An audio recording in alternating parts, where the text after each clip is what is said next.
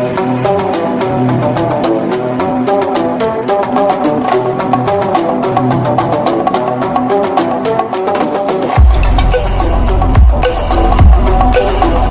करता हूँ रब्बे कायनात के बबरकत नाम से जो दिलों के भेद खूब जानता है।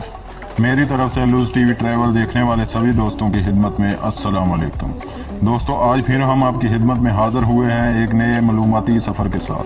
जैसा कि आपने वीडियो के थंबनेल पर देख लिया होगा, आज हम सैर करने वाले हैं बरे आज़म यूरोप में वाक़या एक ऐसे मुल्क की जो वाक़या तो बरे आज़म यूरोप में है, लेकिन इसकी सरहदें यूरोप के बाहर ब्राज़ील, सूरीनाम और नीदरलैंड से मिलती हैं। जी हाँ, हम बात कर रहे हैं फ्रांस की।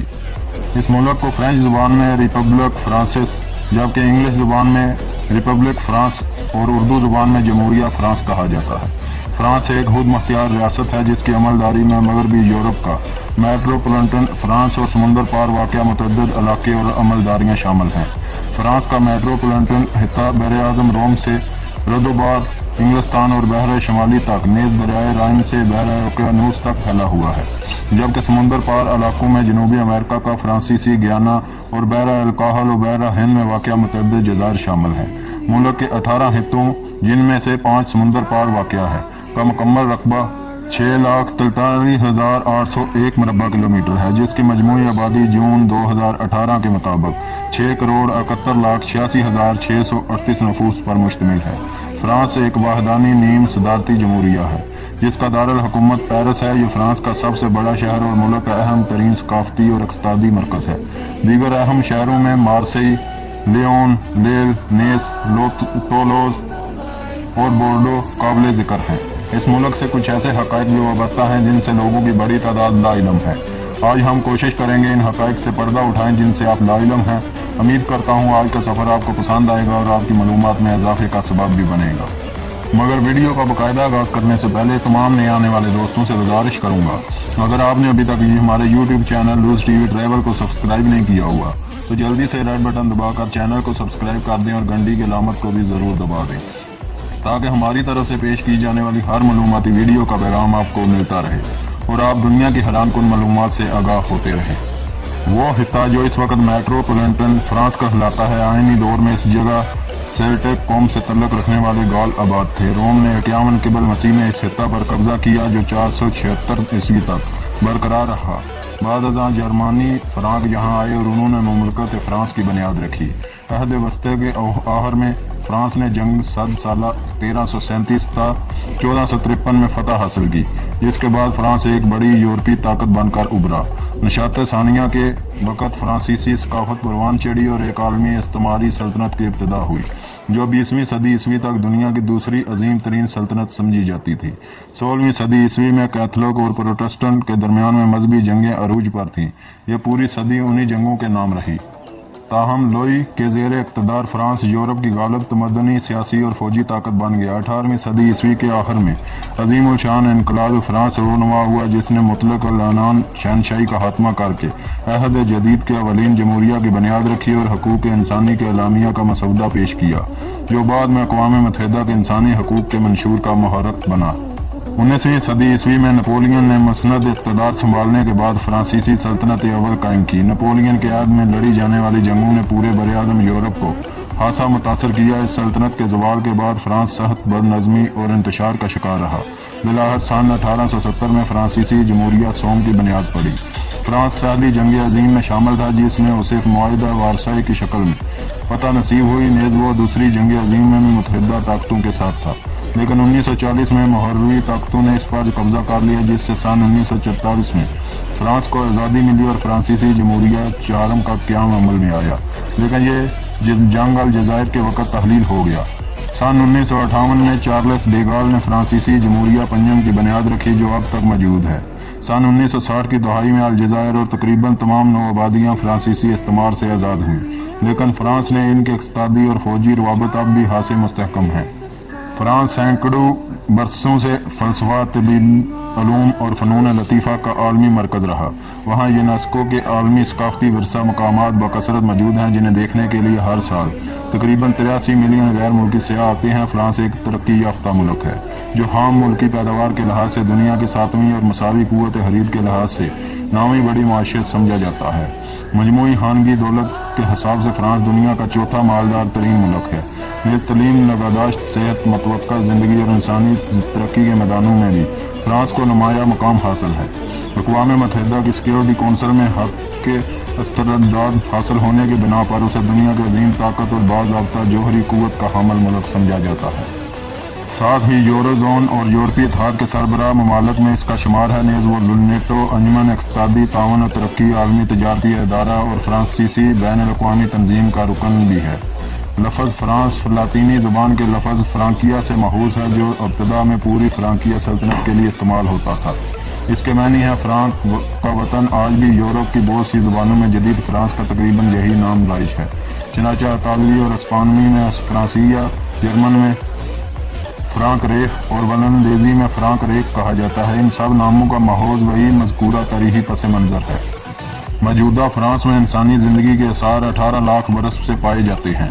ماضی میں یہاں انسانی آبادی کو ناخوشگوار اور بدلتے موسموں کا سامنا رہا، جن میں سخت برفانی دور میں آئے، جہاں ابتدائی انسانی انواع خانہ بدوشی کی زندگی بسر کرتی اور شکار کر کے اپنی غذا کا انتظام کرتی تھی۔ فرانس میں بلائی قدیم سنگی دور کے منقش غار کی بڑی تعداد موجود ہے، جن میں مشہور ترین اور محفوظ ترین غار لاسکو ہے، جو اندازاً 18,000 قبل مسیح کی ہے۔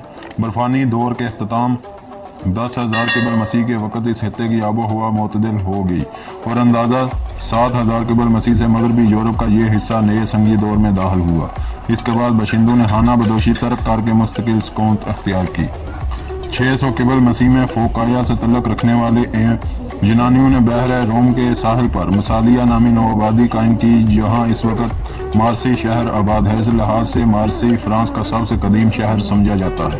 اسی اثنا میں کچھ سیلٹک قبائل فرانس کے بعض حصوں میں داخل ہوئے، جو 5ویں صدی سے 3ری صدی قبل مسیح تک آہستہ آہستہ پورے فرانس پر قابض ہو گئے۔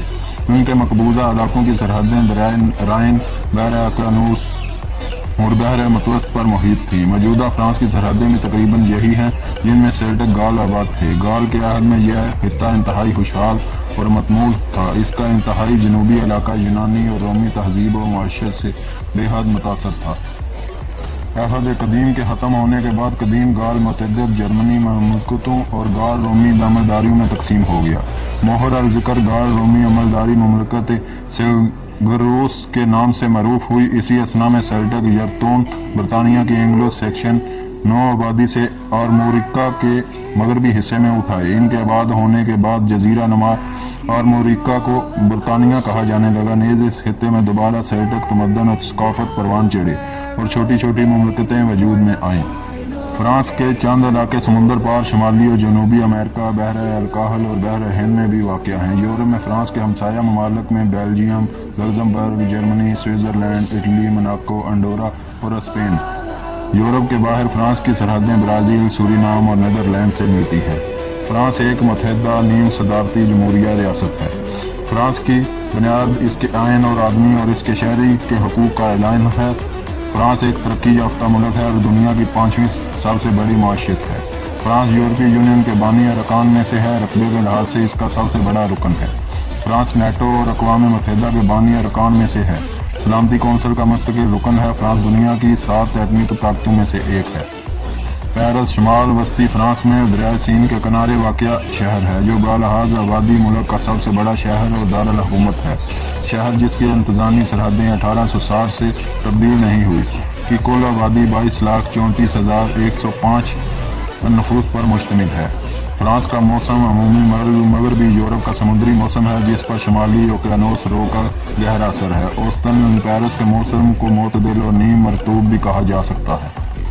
گرمیوں کے دن عموماً گرم اور خوشگوار ہوتے ہیں، جن میں درجہ حرارت 15 سے 25 درجہ سینٹی گریڈ کے درمیان رہتا ہے اور زیادہ تر دھوپ نکلی رہتی ہے۔ بہار اور خزاں میں دن اوسطاً معتدل اور راتیں خوبصورت ہوتی ہیں۔ موسم سرما میں دھوپ شاذ و نادر ہی نظر آتی ہے۔ دن کے وقت سردی ہوتی ہے، تاہم درجہ حرارت نقطۂ انجماد سے اوپر 7 درجہ سینٹی گریڈ کے آس پاس رہتا ہے۔ رات کو سردی بڑھنے کے باعث شبنم پڑنا اور اس کا جم جانا معمولی بات ہے۔ عالمی تجارتی اور سیاحتی مرکز ہونے کے باعث فرانس کا نقل و حمل کا نظام دنیا کے بہترین نظاموں میں سے ایک ہے، بلکہ مزید جدید بنایا جا رہا ہے۔ پیرس 2 بین الاقوامی ہوائی اڈوں، تیز رفتار ریل اور سڑکوں کے جال کے ذریعے دنیا بھر سے منسلک ہے۔ फ्रांस तलीम के लिहाज से भी नुमाया मुकाम रखता है, जहाँ शोबा तलीम से 3,30,000 अफराद वाबस्ता हैं, जिनमें से 1,70,000 असातिज़ा और प्रोफेसर हैं, जो 9,000 बुनियादी, सानवी और आला तलीम के स्कूल और इदारों में तकरीबन 2.9 मिलियन बच्चों और तलबा को तलीम देते हैं। फ्रांस की करेंसी यूरो है और यहाँ का कॉलिंग कोड +33 है। यहाँ ड्राइविंग समझ दाएं हाथ है। दोस्तों, ये थी फ्रांस पर खूबसूरत सी शॉर्ट वीडियो। उम्मीद करता हूँ आज की ये वीडियो आप लोगों को पसंद आई होगी। अगर वीडियो आपको अच्छी लगी तो इसका आधार नीचे लाइक बटन बना हुआ है, इसको प्रेस कर दें। अगर वीडियो में मैंने कोई गलती की तो इस गलती को कमेंट बॉक्स में मेंशन कर दें, ताकि इस गलती को हम दूर करें। जाते हुए आपसे यही गुजारिश करूंगा कि जिन दोस्तों ने अभी तक मेरे चैनल को सब्सक्राइब नहीं किया हुआ तो जल्दी से चैनल में रेड बटन दबाकर चैनल को सब्सक्राइब कर दें और घंटी की अलामत को भी दबा दें, ताकि हमारी तरफ से पेश की जाने वाली हर मालूमाती वीडियो का पैगाम आपको मिलता रहे और आप दुनिया की मालूमात से आगाह होते रहें। आज के लिए मुझे दें इजाज़त। अल्लाह निगहबान। Sorrow, lacking all emotion, staring down the barrel, waiting for the